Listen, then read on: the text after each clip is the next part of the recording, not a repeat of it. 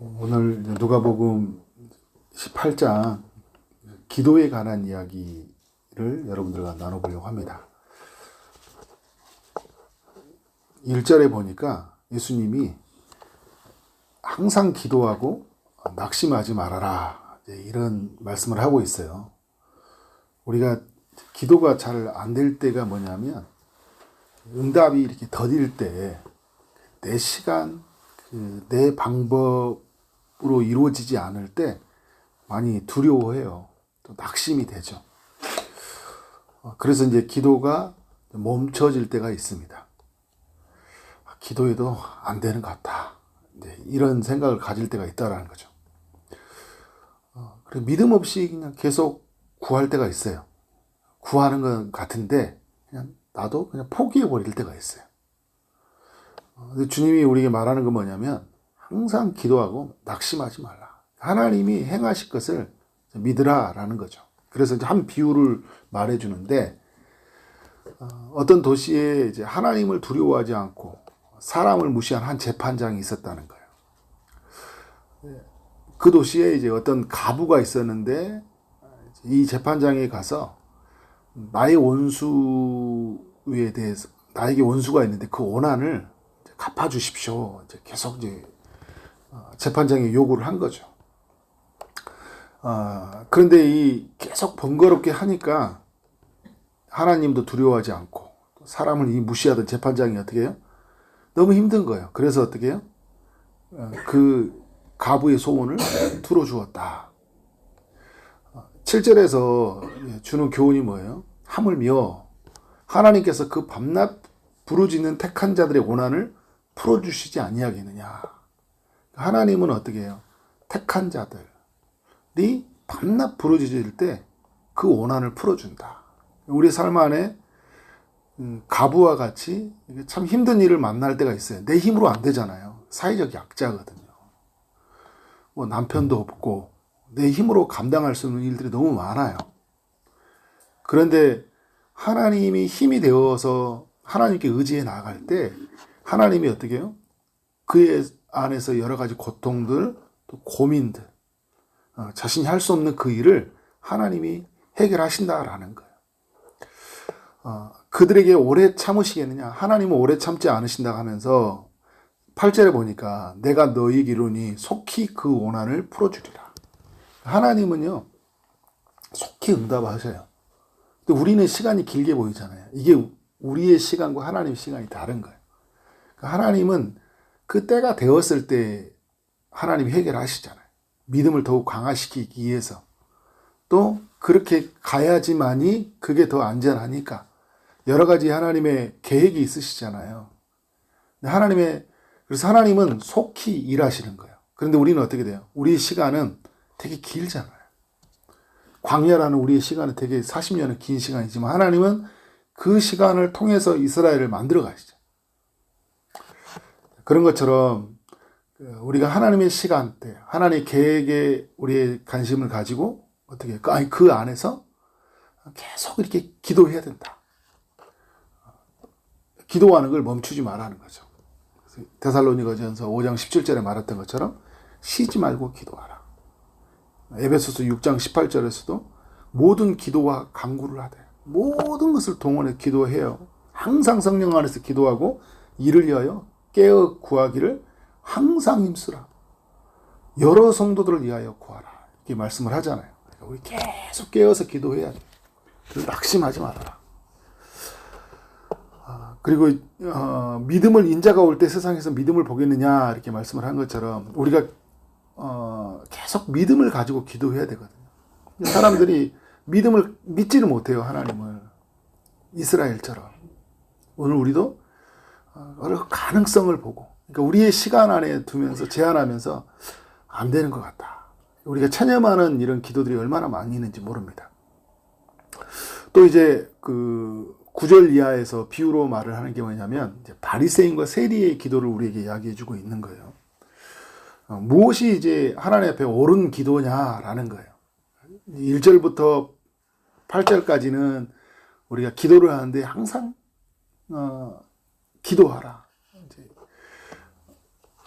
밤낮 쉬지 말고 우리가 하나님의 뜻이 응답될 때까지 기도하라는 이야기했다면, 그러면 기도의 내용을 어떻게 담을 것이냐라는 거예요. 바리새인은 어떻게 기도합니까? 11절에 보니까 서서 따로 기도하여 이르되 하나님이여 나는 다른 사람들 곧 토색 불이 간음한 자들과 같지 아니하고 이 세리와도 같지 아니함을 감사하나이다. 나는 일에 2번씩 금식하고 또 소득의 11조를 드리나이다. 이렇게 기도를 해요. 자, 세리는 어떻게 기도합니까? 세리는 멀리 서서 감히 눈을 들어 하늘을 쳐다보지도 못하고 다만 가슴을 치며 이르되 하나님이여 불쌍히 여기소서 나는 죄인이로소이다. 하나님이 누구의 기도를 응답하시죠? 14절에 보니까 내가 너희에게 이르노니 이에 저 바리새인이 아니고 이 사람이 의롭다 하심을 받고 그의 집으로 내려가느니라. 하나님의 앞에서 나아가서 간구했는데 누가 하나님이 들으시고 누가 응답을 받았냐면 바로 세리가 하나님의 들으심을 받았다라는 거예요. 왜 바리새인은 아니고라고 말씀하는 걸까요? 14절 하반절에 보니까 바리새인들은 자기를 높인다라는 거예요. 기도 속에 뭐가 있어요? 자기를 높이는 기도. 하나님을 높이는 게 없어요. 기도의 내용 속에서. 지금 누구 앞에 나온 거예요? 하나님 앞에 나온 거잖아요. 하나님 앞에 자기 자신을 세우지 않는 거예요. 하나님 앞에 자기 자신을 세웠는데 어떻게? 의로움이 가득 찬 자기 의로움이. 그리고 11절을 보니까 어떻게 해요? 11절을 보면 그 사람이 얼마나 자기 의로움, 자기 교만이 강한지를 보여주고 있죠. 서서 어떻게 따로 기도했다. 세리와 함께 이제 기도하러 올라가는데 어떻게 해요? 나는 세리와 같지 않다라는 거예요. 그 사람 옆에 서 있지 않는 거예요. 같이 동료로 되는 게 싫은 거예요. 여러분 우리도 얼마나 이런 교만이 있는지 몰라요. 나는 저 사람과 같지는 않아 그래도. 그런 게 있어요. 우리가 이제 막 훌륭한 사람들한테는 그렇게 겸손해지지만 또 어떻게 해요? 조금 이렇게 보면 세리 같은 사람들이 있거든요. 이게 당시의 세리는 매국노 취급을 한 사람들이잖아요. 가장 이스라엘 사람들이 경계하고 멀리하고 그들이 사람 취급하지 않았던 사람들이 세리와 죄인들이에요. 그 사람하고 같이 갔으니까 나는 저 사람하고 다르다라는 거예요. 하나님 앞에서는 어떻게 해요? 똑같잖아요. 하나님 앞에서는 다 흠을 가진 죄인들이잖아요. 나는 의롭다라는 거예요. 상대적으로 어떻게 나는 괜찮은 거예요. 의로움을 하나님 앞에서 나를 찾는 게 아니라 하나님 앞에 나를 찾으면 어떻게 해요? 이사야의 고백처럼 하루다 망하게 되었다다.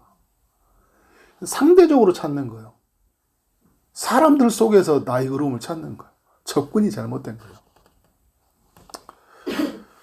여러분 우리도 하나님 앞에서 나아갈 때 자꾸 이렇게 사람들 속에서 나를 찾아서 가려고 할 때 있어요. 11절 12절에서 이렇게 내용들을 보면 나는 어때요? 토색 불의 간음을 하지 아니하였다. 누구예요? 이건 세리들이 했던 거거든요. 나는 이런 건 안 하고 살았지 않습니까? 상대적인 의로움이죠. 그런 걸 안 했어요. 그런데 그렇다고 해서 그 사람이 깨끗한 사람이에요? 하나님 앞에 서니까 어떻게 해요? 죄인 중에 괴수잖아요. 사도 바울이 사람들 앞에 섰으면 훨씬 의로운 사람이죠. 근데 하나님 앞에 서니까 너무 오라 나는 공고한 사람이라다 그러잖아요. 이 사망에서 누가 나를 구원하랴 이렇게 고백을 하잖아요. 하나님 앞에 서니까 나는 죽음 같은 상태라는 거예요. 이 죄로는 도저히 내가 벗어날 수 없는 그런 상태잖아요. 근데 그런 모습으로 서야 되는데 그렇지 못하는 거예요. 그리고 이후에 보면 12절에 일주일에 2번씩 금식했다. 소득의 11조를 드리나이다. 이렇게 고백을 하거든요. 근데 여러분 다 이런 이야기 하는 거 뭐냐면 다 자기가 했다라는 거예요. 하나님의 은혜입니다. 금식할 수도 있는 것도 은혜이고 내가 하나님께 드리는 것도 은혜다 라는데 나는 하나님 내가 이렇게 다 하지 않았습니까?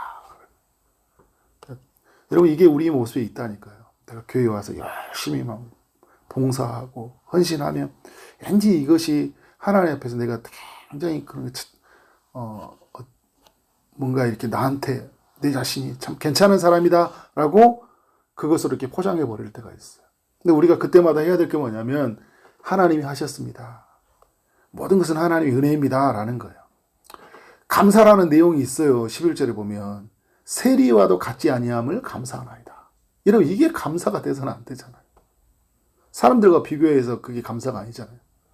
하나님의 행하신 일들을 보니까 이 죄인 중에 괴수인 나를 그럼에도 불구하고 하나님 나에게 은혜를 주시기 너무 감사하다. 이렇게 가야 되잖아요.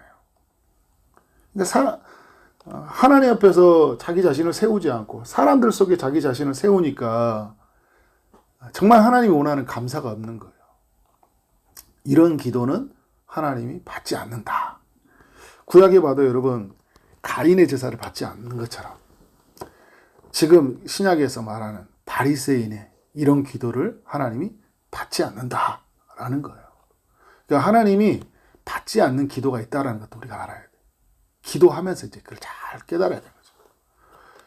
세리는 어떻게 기도합니까?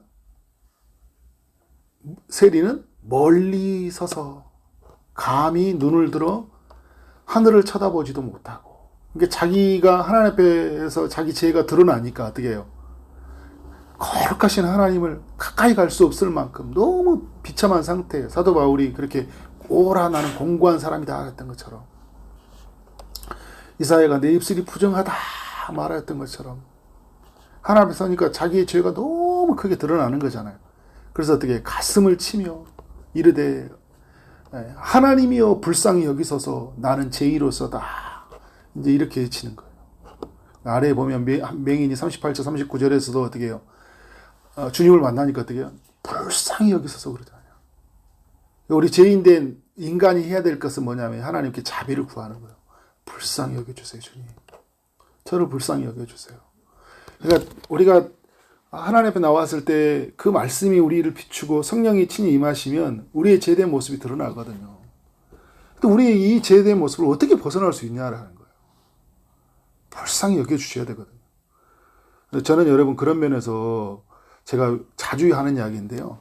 우리가 새벽에도 기도 나오면 중보기도부터 먼저 하지 말라는 거예요. 하나님 앞에서 우리 자신을 깊이 들여다봐야 돼요. 세리의 모습처럼 혹시 그죠? 우리 안에서 불의한 모습이 없는지, 정말 의로우신 하나님 앞에서 우리가 나의 불순종은 없는지, 나의 교만은 없는지, 그죠?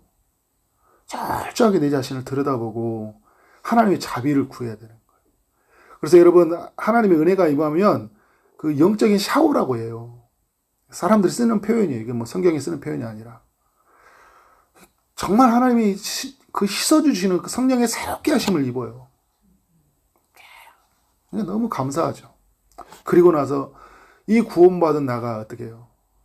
그리고 여전히 연약한 상태에 있는 사람들을 위해서 중보기도 하는 거예요. 그래서 하나님 앞에서 온전함을 누려야 돼요. 온전함을. 기도 속에서.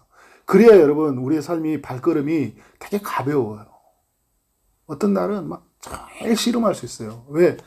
내가 죄가 너무 내 안에서 관영하니까 넘치니까 왕노릇 타고 있잖아요. 제가 계속 불평 불만이 나오고 막 말씀대로 살아가지 않으려고 하고 막 화가 나고 막 주변 사람들 생각하니까 막 속상하고, 이게 여러분 이게 나의 의로움이 가득 찬 상태가 많이 있거든요. 모든 게 이렇지는 않지만 말씀을 비춰보면 나의 또 연약함이 보여요. 그걸 붙잡고 주님 십자가 앞에서 내 자신을 고백하고, 어제도 나눴던 것처럼 나는 무익한 종입니다라고 나의 소유권을 내가 없다라는 것을 하나님 앞에 고백하면서 어떻게 해요? 그렇게 서야 된다라는 거죠. 그러면 하나님의 그 자비를 만나게 돼요. 그리고 여러분 이 마음을 가지고 어떻게 오늘 1절부터 마찬가지로 항상 하나님 앞에 깨어서 그 앞에 엎드릴 때 하나님의 응답하심을 만난다. 이런 기도로 하나님 앞에 나아가는 여러분 되어지기를 주님으로 오늘 축원합니다. 네, 기도하도록 하겠습니다.